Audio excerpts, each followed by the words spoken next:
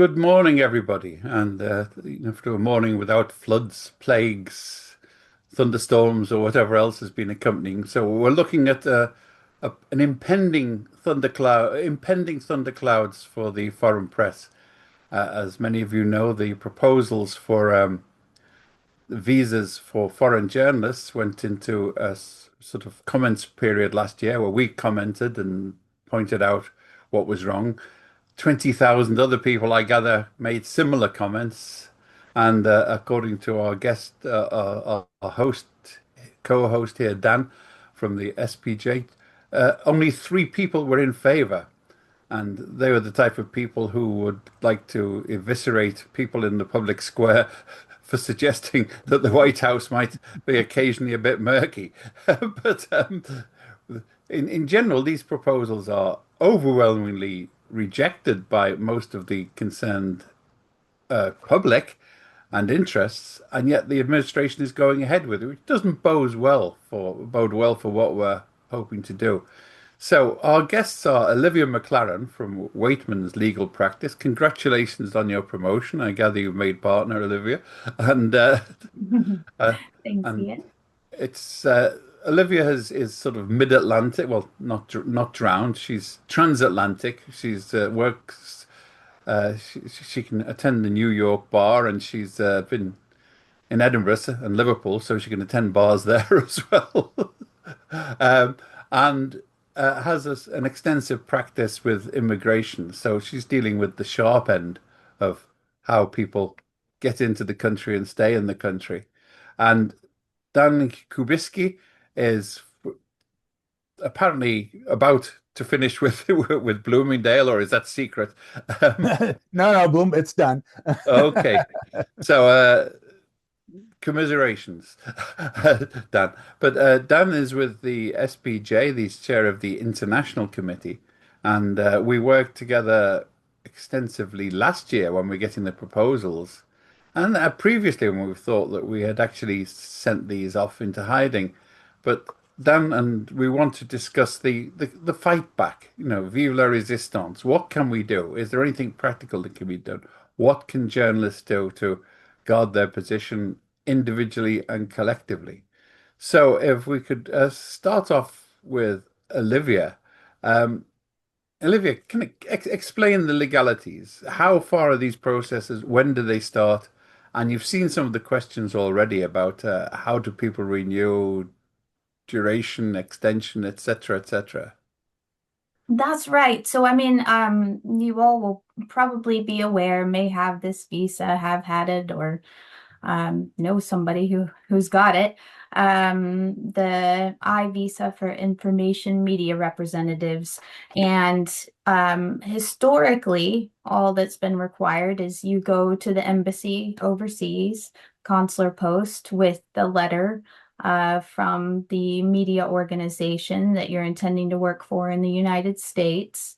And all going well, they give you the visa, and the visa would be limited by various countries' reciprocity with the United States. And then you enter the US during the validity of the visa, and they give you a mark that says duration of status, or D/S, and you can essentially stay in the United States as long as you are doing the work that was described in your application to the embassy for the same media organization.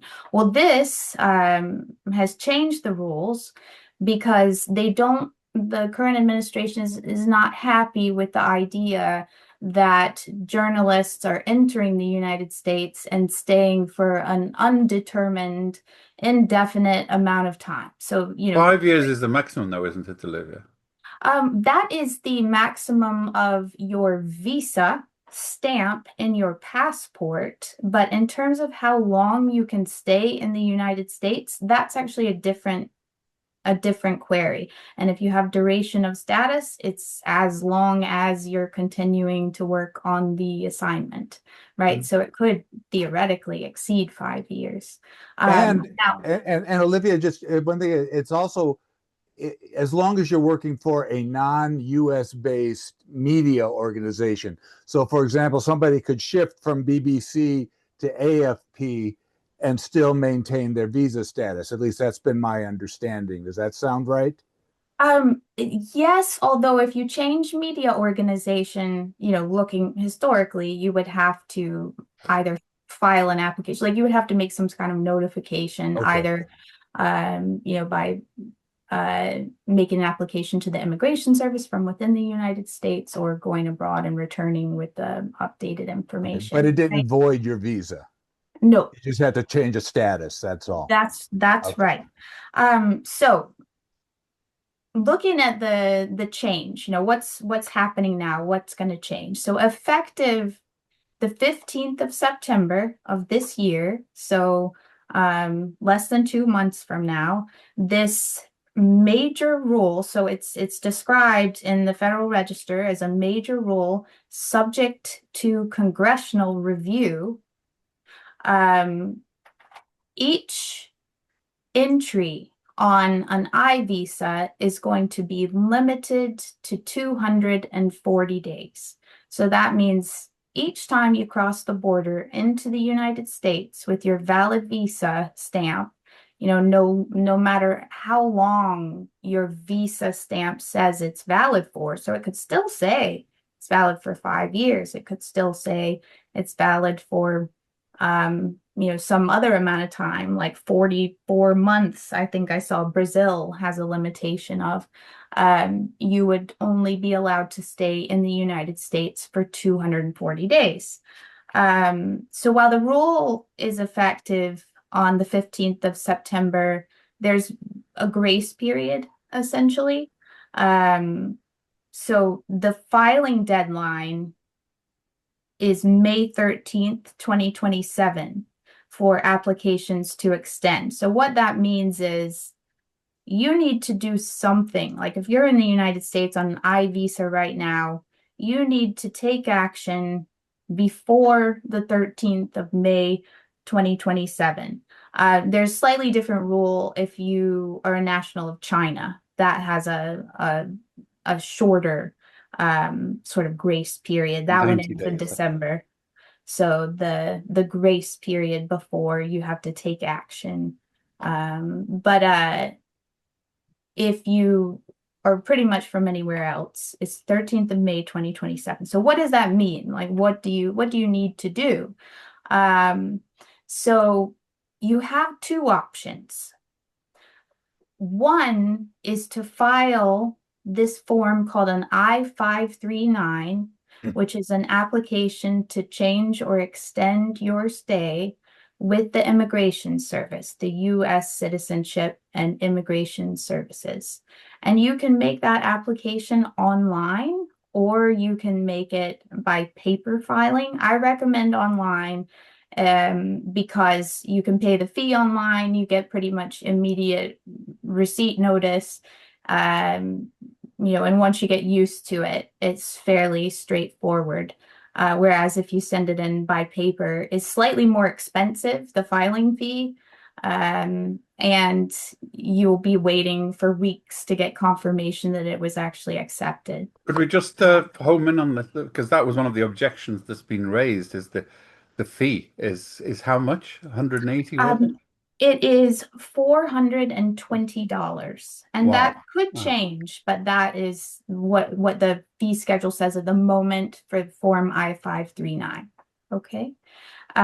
So you file this form, say you do it online, you would get fairly quick receipt. If you file it before the 13th of May, which would be the end of your current status in this situation, you will receive an extension of your ability to stay in the work in the United States for a further 240 days automatically. And you will just be waiting to get a decision. Unfortunately, at this moment in time, they have not designated an extension of stay for I visa holders as the type of case that you can upgrade to premium processing. So for other types of visa applications, you can pay what is an exorbitant fee. It's nearly $3,000, but they'll make a decision within 15 business days. That doesn't exist at the moment for I-visa extensions. You have to just file with regular processing. And the current processing time for these is estimated at about 7.5 months, right? So if you reach the end of your 200 and this, by the way, this is all in the instance that you're not leaving the United States. If you're coming and going, it's a different framework. This is just if you're sitting in the United States, right? Well, I want to put it on record for my own memory. A lot of people based in New York also have the remit of covering the Caribbean and Canada and Mexico. So they are supposed to go to and fro across the border to fulfill their duties if you're And a I'll New I'll York talk bureau chief. about that. I'll talk about that Good. in terms of what happens if you do travel internationally and what the interplay is with these rules. But just in the instance that you do not travel for whatever reason, like let's say your visa is restricted to single entry for 3 months because of the country that you're from, it may be just too complex for you to travel to the United States and then travel in and out, getting a new visa every time. So some people do just go to the US as journalists and station themselves there until they're done with their assignment. So in that case, you file this extension, you have to get it in before the 13th of May, 2027. And then it will process hopefully within 7.5 months, but sometimes it takes longer. I mean, I've had these cases that have taken a year. So if you reach the 240 extra days of pending extension and they have not yet made a decision on your application, you need to file another extension, right? So you have to file another I-539 before that 240 days is up, and you have to stop working as of the 240th day. So you can stay, and I see your question, Eva, and Eva. yes, you have to pay the fee every 240 days. So every time you file an I-539, you must pay a new fee. Right. 420, you said. Right. Yes, that's right. If you're doing it online, it's slightly more if you do it on paper. So you'll have to stop working until they actually adjudicate the first extension that you filed, right?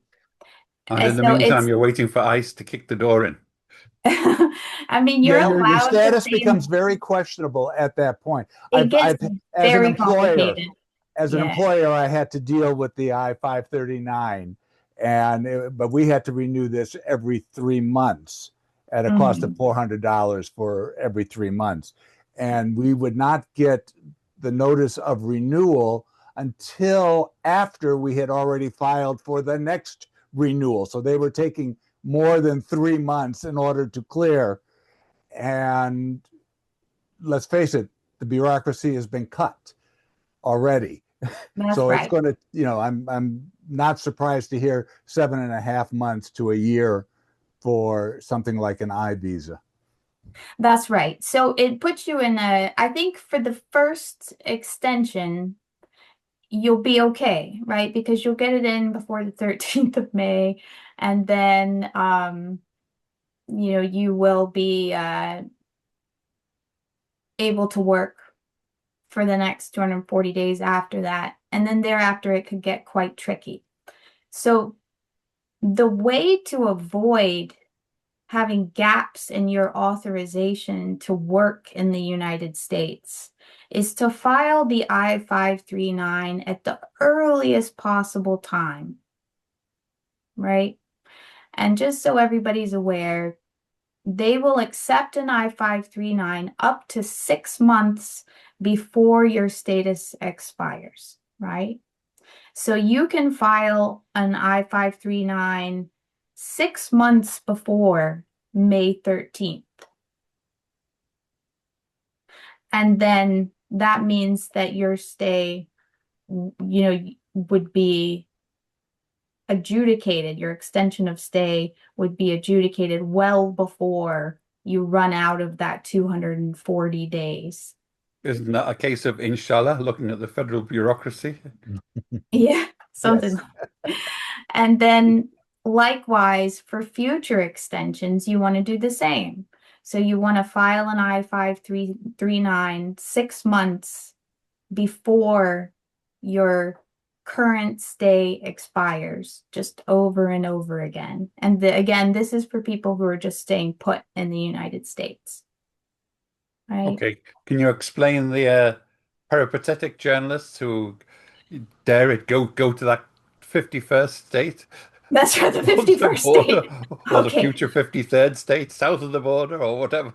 All right. Well, just so everybody's aware, this is an idiosyncratic rule of the US immigration system. If you go to Canada or Mexico for less than 30 days and then you return to the United States, they will admit you for the duration of the original period of time you were allowed to be there, And right? that's specific to the former NAFTA countries, Mexico and It's Canada. it's Canada and Mexico, no other country. So if you go to the UK, it's fine. So, and what I mean by that, just to explain, is so say you leave during the validity period of your I visa status. Like you go to the US, you're there for 2 months, and then you go to the UK. When you return to the United States at the border, they are going to give you a new 240 days, right? And if you're there for 2 more months and then you go to Brazil and you return to the United States, you'll get a new 240 days. So every time you cross the border, you get a new 240 days. Just keep in mind that you must have a valid visa stamp to cross the border. But if you have a valid visa stamp, each time you cross the border, new 240 days. But if you go to Canada or Mexico, and it doesn't matter what your nationality is, when you return to the United States, they're supposed to look back at what your previous admission period was and just let you come back in for the rest of that.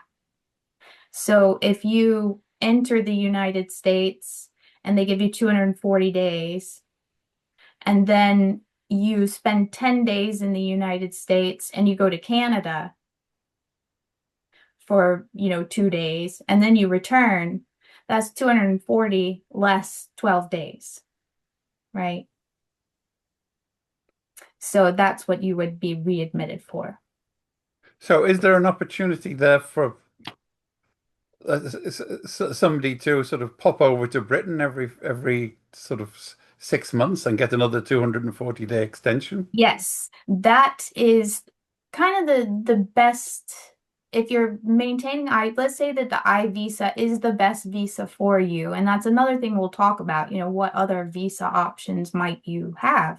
But if the I visa is the best visa option for you, then the the best way to sort of keep things clean is to just leave the United States regularly and re-enter. So as long as you're departing within every 240 days, when you come back, you get a new 240 days. So if Now, you're is afraid, that 240 days guaranteed, or is it at the caprice of the guy on the desk? And they're very um, capricious, as we know. they are not meant to limit the sort of maximum validity time that you can enter as a matter of discretion. Like, let's just say they are sort of not sure they like what you're doing. They'll still generally admit you for 240 days if they admit you at all. It's a rare case where they would say, I'm only going to admit you for a week.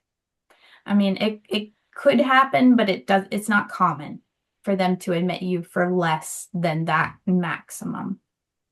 But always remembering a visa is not a guarantee of getting back in at any That's right. time. That's You know, right. they could be stopped even being allowed in doing a return for whatever reason. That's It's a very opaque system. It is. But for those I visa holders who have been frequent international travelers, you may not find that this new rule makes a huge difference in terms of your interaction with the US immigration system because there's not really an additional touch point for you. You're just traveling with the visa you have and re-entering, perhaps answering questions at the border from CBP, maybe not, and then entering the United States and then leaving again within a few months because that's the normal pattern of your travel, right? Um, so in terms of the visa stamp in your passport, so the maximum amount of time that anybody's visa would be valid for, and this is the physical stamp that they put in your passport at the embassy, um, that would be 5 years. I think the maximum the reciprocity schedule allows is 5 years. But there are countries where if the passport you're presenting is from one of those countries, you'll be limited to less than that. And China, they changed the rules, and I think it was 2020, so that if you're a Chinese national, not including Hong Kong and Macau, you would be limited to 90 days or 3 months, like an ESTA. And that's not really changed by this. So the way that you operate, if you're a Chinese national with a Chinese passport, is not really going to change much as a result of this. So Uh, we're getting a string of sort of technical questions coming in. If you want to blast through them quickly, and where sure, they're let's susceptible have to one. yes or no answers. Okay. All right. So do you have to pay the $420 if you come back from Europe? So when you cross the border, if you're someone who's a frequent traveler, no, you're not paying a fee. It's only if you're in the United States and you can't leave by the 240th day that you would need to file the I-539 online and pay the $420 fee. If Right. you're going in and out of the United States, there's no additional fee Right. involved. The payment is for the renewal, not the entry. Um, that's Yes. right. Let's see. And then question, if I leave the country regularly within the 240-day period and get granted another 240 days with every entrance to the US, should I file the I-539 anyway? Um, if there is a chance that you will not be able to leave within the 240-day period, then yes, you should file it. Or if you're really close to it, let's say you're not going to leave till day 230, it's probably a good idea to file it just in case your travel plans change.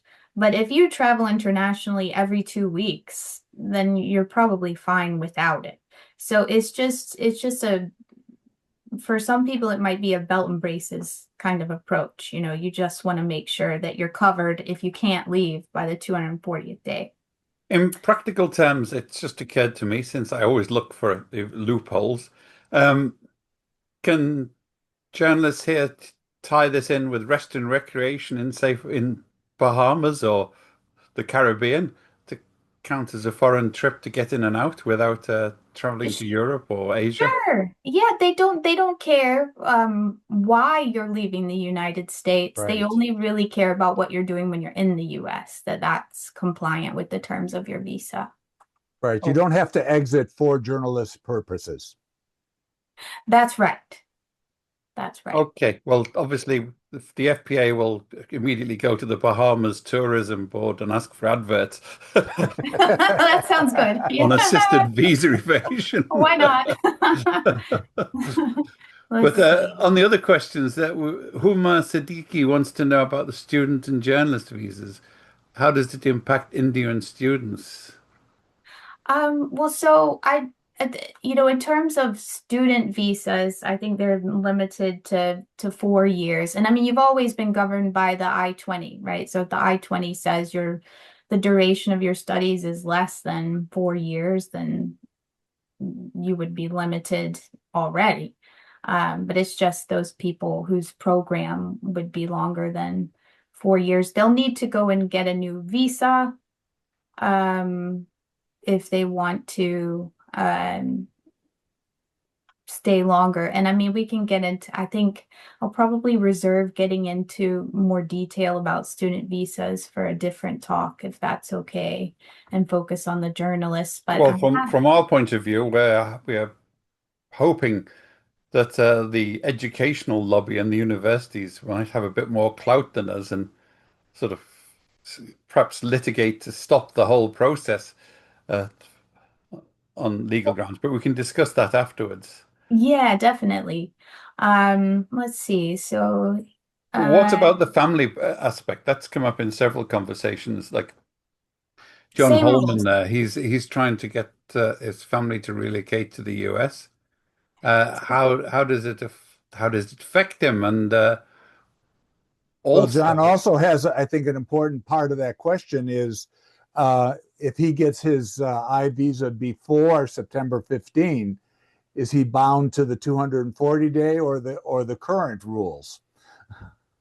So the visa issuance date doesn't govern what period of time you would be admitted to the United States for.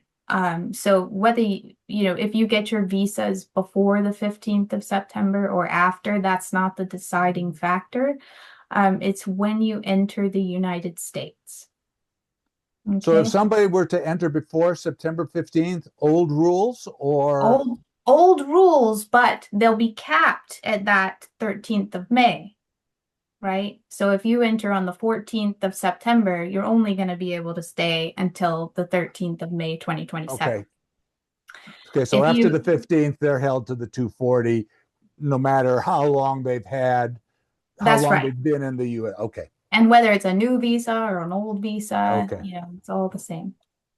And that's my understanding as of right now. And I mean, just bear in mind, there can be aspects of this that change a little bit as a technical matter um, once the rule is affected. So just for example, the Immigration Service may start allowing premium processing for this type of an extension. That's the kind of thing. So you do need to continue to check up on the latest rules and processes and procedures. They could create a new form instead of the I-539, or the methods of filing may change. So this is the information that we have as of today. so the ground Um, rules are written by Franz Kafka again. yes, exactly. Yes, I feel Right. like I live in the trial. Well, also, I mean, there's a very pertinent point from Jordi Zamora here about the rule for dependence. Um, uh, that at the moment, dependents can come in on the I visa. How is that going to go, and how does that affect them? For example, if you bring a child into the US and engage them in a college course. So, according to, and I think I have it here. So, the Immigration and Customs Enforcement maintains this document called Non-Immigrants Who Can Study, right?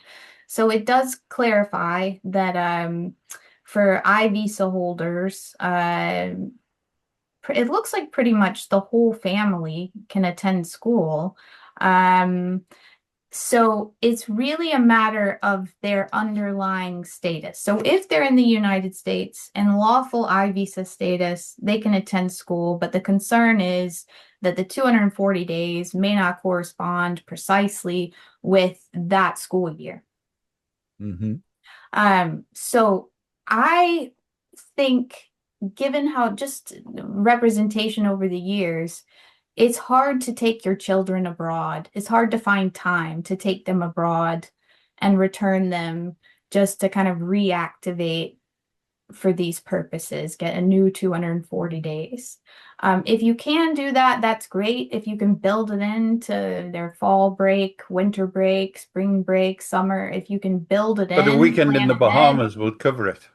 it would. Yeah, so you can take them abroad and return.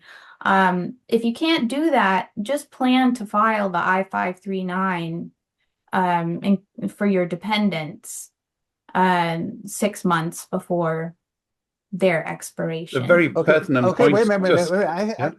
yeah. Maybe I've misunderstood the visa rules. My understanding was that the person who gets the I visa, the journalist, Hmm. um, that will have to be renewed. But the spouse or partner and children tag along on that visa. They don't have their own separate I visas. So it's only the individual, the journalist, who renews, and then that coverage carries over to the family members They need their own individual visa stamps in their to passports. enter the US, but not That's the right. I visa. So they would have the 5 year visitor visa or whatever. But because they are here as a family member of an I visa holder, they have permission to go to school and to work without filing a separate visa application to do that.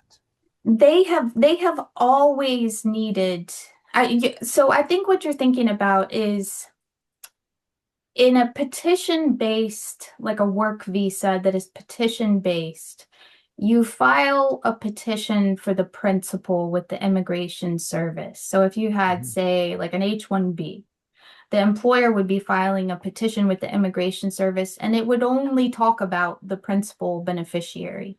It wouldn't talk about the family members. Right. Right. And then once that petition is approved, the whole family goes to the embassy to get H-1B and H-4 visas, and H-4s are the dependents in their respective passports, right? The I visa is not a petition-based visa. So each person is Mm. applying for their visa, right, Okay. in their passport. And family members, um, will need to apply to extend past the 240 days, Do the family just like members have to pay 420 each, or does that cover the lot? Or you. even worse, the expedited? Imagine a whole family, a large family with 3,000 expedited fees each. Yeah, no, I was checking about that. I think that first of all, the dependents can all be included on one, so you don't need different I-5, you don't need one I-539 for each person in your family.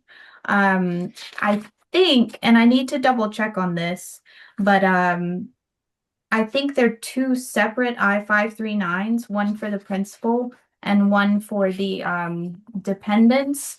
That wasn't 100% clear cut in the Federal Register, but that's my understanding at the moment, but I can double check on that and I can, send a note if the answer is different. So it's either going to be two I-539s or one I-539, and I think it's two. And for each 539, to answer the question, you have to pay the $420 fee. Right. So if there's one for the principal and one for the dependents, then you'll be paying $840 to file them. Wow, a tax on knowledge. Yes. Solveig, good luck. Did you see her question? Her visa expires in April, got an appointment with the US Embassy in August to renew it in advance. Should she keep her appointment because she falls under the 5 year rule, gets grandmothered in, or scrap it because she'll need to renew? I don't think it matters if August is the most convenient time for her to travel to renew the visa. It won't really make a difference because the visa is not going to look different on the face of it, whether she gets it in August or gets it um, early next year. So the visa itself will not be different depending on when she obtains it. It's just that when she travels in August, obtains the visa, and re-enters, she'll be given presumably a D/S notation on her I-94, and then she will need to either leave the United States or apply for an extension before the 13th of May, 2027. And if she does it later, if you go and get the visa in, say, December, when you return, you will be given an I-94 that's valid for 240 days, which is longer than May the 13th, 2027. So it's just kind of a matter of convenience. Yona Halawa said a question which is difficult to answer because there's so large an element of caprice on the part of the inspectors. Should we expect more difficulty at the airport upon re-entering the US after traveling aboard? More documents to travel than before? In the old days, I was often asked, who are you writing for? Where have you been? Where's your daughter? Etc., etc. On entry, which were not strictly required. But of course, you can argue, but it'd be very foolish to do so. So the rule in the Federal Register, I think, okay, so just to backtrack, one of the things they're trying to target with this rule is the lack of touch points with journalists to make sure they're happy with their compliance, right? In every respect. Obviously on the immigration side, but more generally keeping a closer eye on journalists and what they're up to, right? So there's this question of when you file an application to extend your status on I-539, or when you depart the United States and come back in, what kind of security checks are they doing? What are they looking at? And I think that one of the concerns of, particularly my bar association, the American Immigration Lawyers Association, is that they're going to look at the type of content that you're producing. What are you saying? Right. And this maybe segs into a different kind of conversation, but there is definitely going to be more risk of discussions, difficult conversations with Customs and Border Protection, or in the context of applications with the Immigration Service about the type of content you're producing and whether it runs afoul of some sort of national security concern, right? So it'll be up to organizations like this one to push back on And the. as we know, national security concerns are in the fevered imagination of the examiner.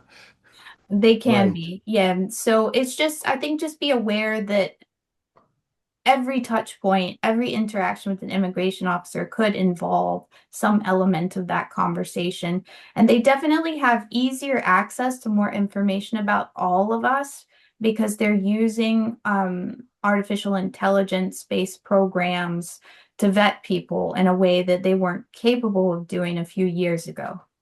So everybody who's crossing the border is filtering through these developing systems. One of the issues that it's been mentioned here about freelancers. Now, a lot in the absence of bureaus and budgets, much of the foreign correspondents here are actually freelancers. And in the past, they have got a sort of nominal letter of accreditation from a bureau or organization and then done their freelancing, even though presumably that's technically pushing over the limits. That's right. Yeah, that was never really what was supposed to happen. So yes, but it has been happening and it's going to get more difficult now, I presume. So, it if is. you don't get an I visa as a freelance normally, do you? No, the scope of the freelancer I visa is you are so if say a media organization based in the UK, and I know I keep saying that, but that's where I live. So the UK gives you the letter saying they're putting you on an assignment to the United States. you can get the visa to go and undertake that assignment. You can't go and do other things. So that's what they're giving you the I visa for. It's not an open-ended, you can go and work for other organizations as, take on other assignments as a freelancer because you have an I visa. And in the past, the State Department has been lax about this because they wanted to encourage foreign coverage, and that they knew that in reality, a lot of the correspondents here, they might nominally work for a foreign bureau, but they were effectively freelance that to pay their own way, and the only way they could finance them was by working for multiple organizations or getting commissions from multiple organizations. So And it's all down to this discretion and caprice again, isn't it?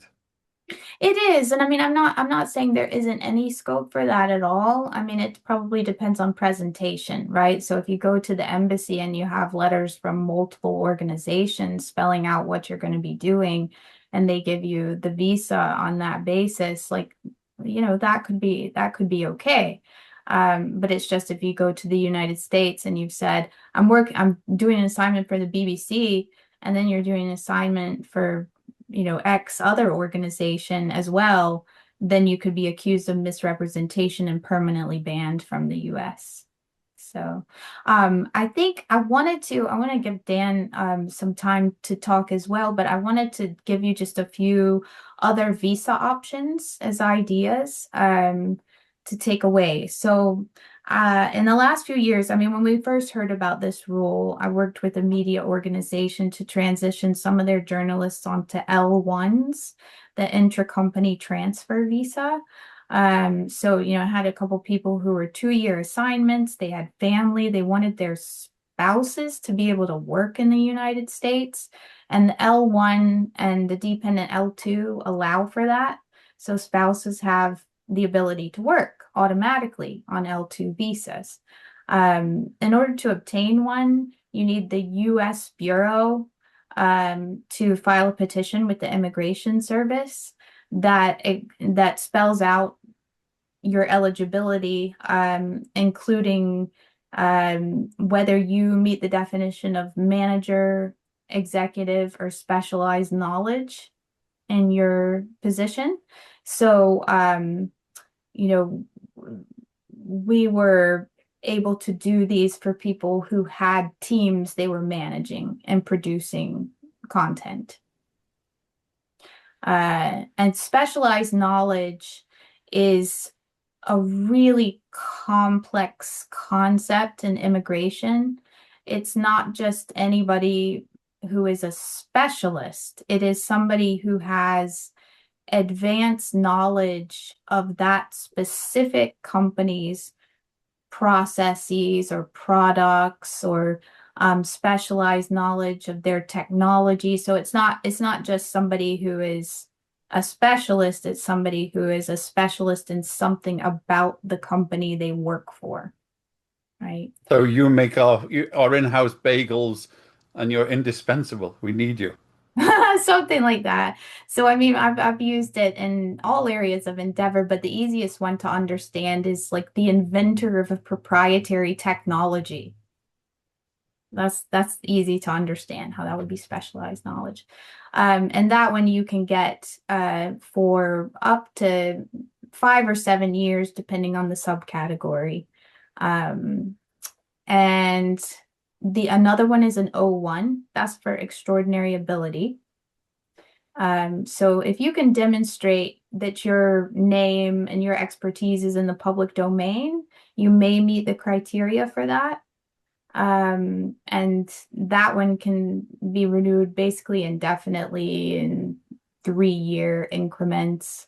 And that requires a US petitioner, which doesn't have to be your employer necessarily. So it could work for people who are traditionally freelance to go to the United States and undertake assignments there. Another one, somebody mentioned the E3 in a preliminary question. That one is for Australians.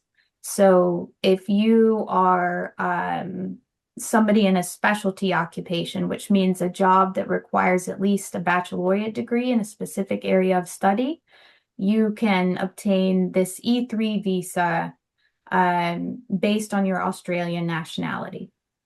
And there's similar visas for Chilean and Singaporean nationals called the H-1B1. Again, specialty occupation. So there was a kangaroo court decided in favor of the Aussies. That's right. Yeah. I mean, there are a few others that are maybe less likely to be relevant, but could be the E visas, the treaty visas. E1 treaty trader, E2 treaty investor. So if you work for a business that is owned by nationals of a foreign country or traded on the stock exchange of a foreign country, and that country has a treaty with the United States, a treaty of commerce and navigation, then that might be an option. So there are other visa options that could be potential options for you if the I visa is just becoming a nightmare.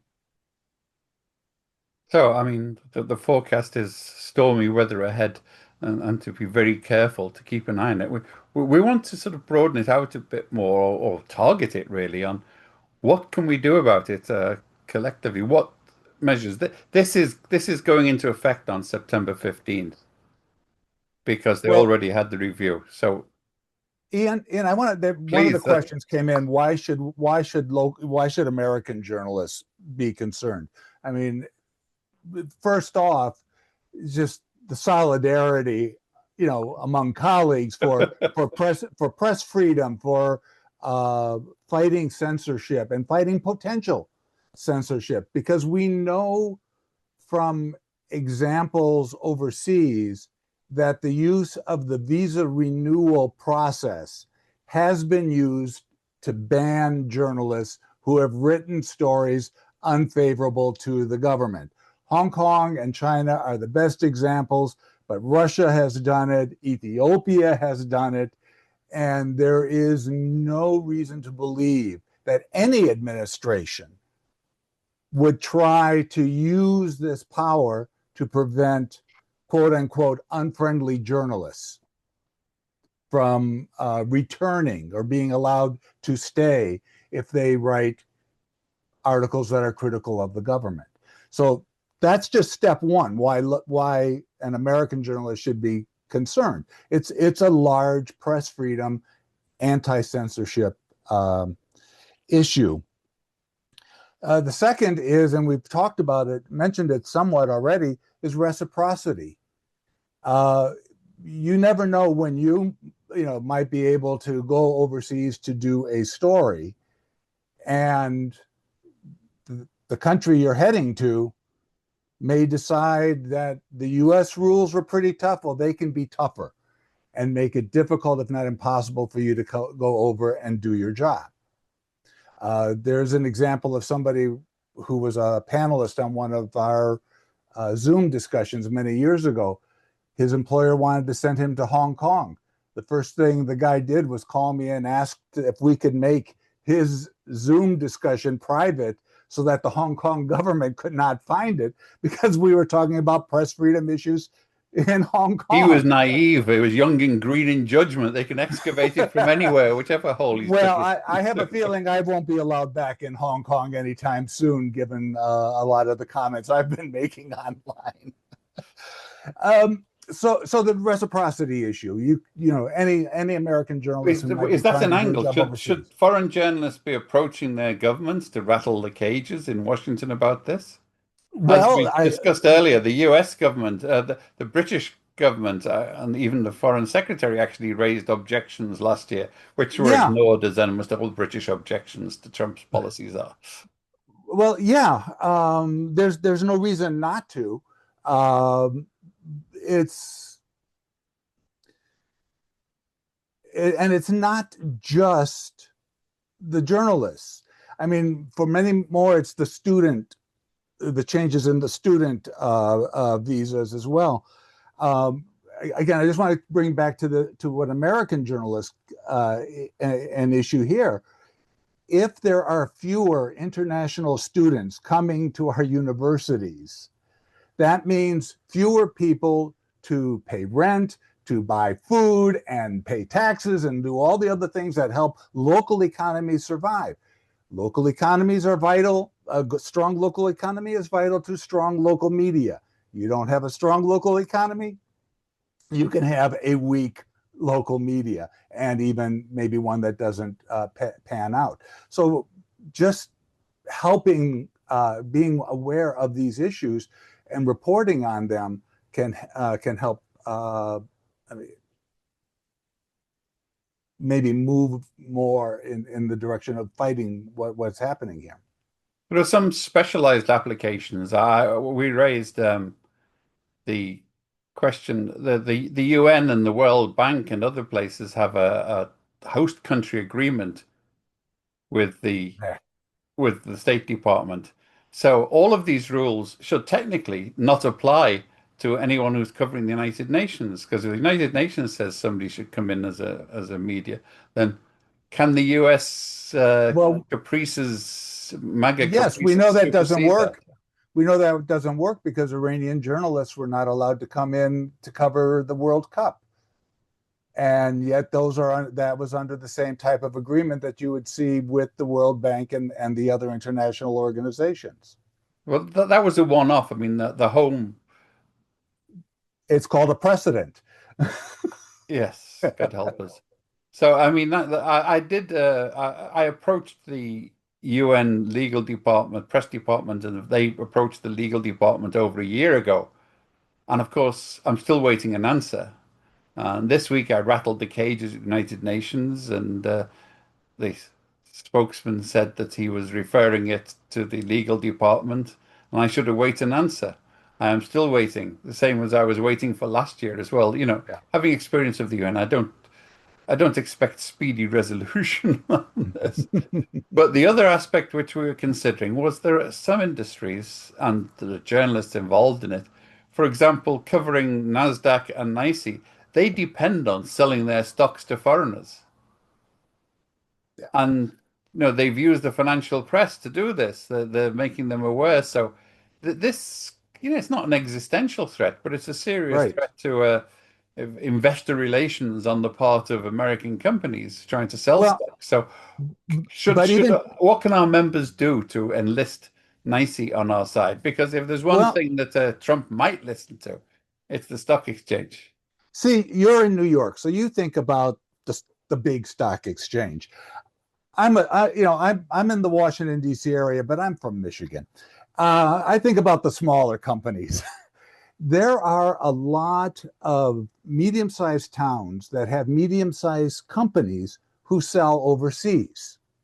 They'd like to be able to continue to publicize and get their products in the news. If you don't have foreign journalists here to cover those companies, it's not going to happen. So it's nicey all the way down to local factory levels that is an issue. We should not just, yes, we should try to get people who are involved in high finance, but getting local journalists to write local stories about how this affects local companies is also another very important way to get people to understand that the only way to stop this, and I mean, Olivia, maybe you know another way, but the only way to stop this at this point is to have Congress step in. And so people have to write to their senators and their members of Congress in order to push for Congress to step in and to explain why it needs to be done. And I think we've had a lot of discussions about, the importance of foreign reporting here, and that's just part of it. Is we have we're still getting questions in. I know. I'm hoping with Samantha. Look, we should, and if we don't, make it so, Sam. We should set up a chat session in the on the FPA site. We're getting a page assembling the documents here, and it would seem to continue with lots of specific questions. We should set up a chat on the FPA site. Make Yeah, it so, yeah. Sam. and then Something like a Slack or something like that. Yeah. yeah, and then we can deal with these specific questions. But on the bigger one, we're convening a meeting soon of all of the different. Well, Dan has already sent out the invitations. We're convening a meeting of journalists and similar organizations next Monday for them to And there it consider is what in they the can do. chat. Yes. Go for it. Yes, and so we'll discuss practical measures because I mean it took everyone by surprise that they'd suddenly resurrected this proposal that had been so, we all thought it was dead, buried, mummified, wrapped up, Mm. and shoved in the sarcophagus. We knew it was ticking there in the background, but we didn't expect it to come swinging back so soon and with such short notice. So this really is worrying. And once again, it suggests that some people in Washington who have malice against foreigners and journalists, I can think of several, Yeah. were actively working on this and waiting to snap shut as soon as they saw an opportunity, as the world was distracted with wars in Iran and similar trivia. So we have to get back to this, and we will do so. We'll keep you informed, and we shall start the chat session. Go to the FPA. Sam, are you on the case? Do we have a link for that yet? No. I It'll can get take. that set up. That's great. And Ian, I had one thing I wanted to follow up on that I said earlier, and I saw there were a lot of questions in the chat that could use a response. But we were talking about the I-539 earlier and whether you need to file more than one or just one if you're including dependents. And I confirmed while we were chatting that just the one would cover the primary, the principal, and the dependents if you are requesting the same validity period as the primary. So that's good news. So that's 420 instead of Well 840. done. That's the one item of good news that's That's appeared so that's positive. far. Yeah. Big round of applause for Olivia. Yeah, I had a bit of a cold sweat when I saw somebody citing the FAM from the State Department policies. My wife being a diplomat and me working in some of the embassies and consulates, anytime anybody mentioned the FAM, I got nervous. Oh gosh. Yeah. And I'd love to answer some more of these questions, but I Well, guess that's where we'll get the not sure we chat have up enough and running, and time. you can feel free on it. But Yeah. I know both of our guests have other appointments, and I'm sure the rest of you do. This has been Ian Williams of the Foreign Press Association and Dan Kubiski from the Society for Professional Journalists International Committee, and Olivia McLaren from Waitman's over in Britain. It's been, I think we've covered a lot of ground, not enough, obviously. I'm pleased that we got so engaged. So watch out for the FPA site where Sam is setting up. We can have a chat, an interactive discussion on this, and we will try to get answers, and people can pool their knowledge. We'll also let you know what the outcome of our Monday our plot Monday plot against the Washington anti-media cabal is, and after we've finished, and keep everyone informed. In the meantime, please, if you get an opportunity, if you speak to your local multi-billionaire and say this is bad for business, Elon, we won't cover your Skylink launches if we're not allowed a visa, for example. Just suggested script. But you get the idea. Universities, I think, potent lobbying because this is a huge source of revenue for them that might be foregone and foreclosed. The big problem, as always, in Washington is these people, ideological people, don't care about the consequences, as we're seeing at the moment. And the ideology is journalists are bad, foreigners are bad. We managed to score on both points. So thank you very much, Olivia. Thank you very much, Dan. Thank you very much, all the participants. Do keep in touch, and we will do our best to fight the good fight, wherever it is. Thank you Okay, very thanks, much. Ian. Bye, everyone. Okay. Thank you.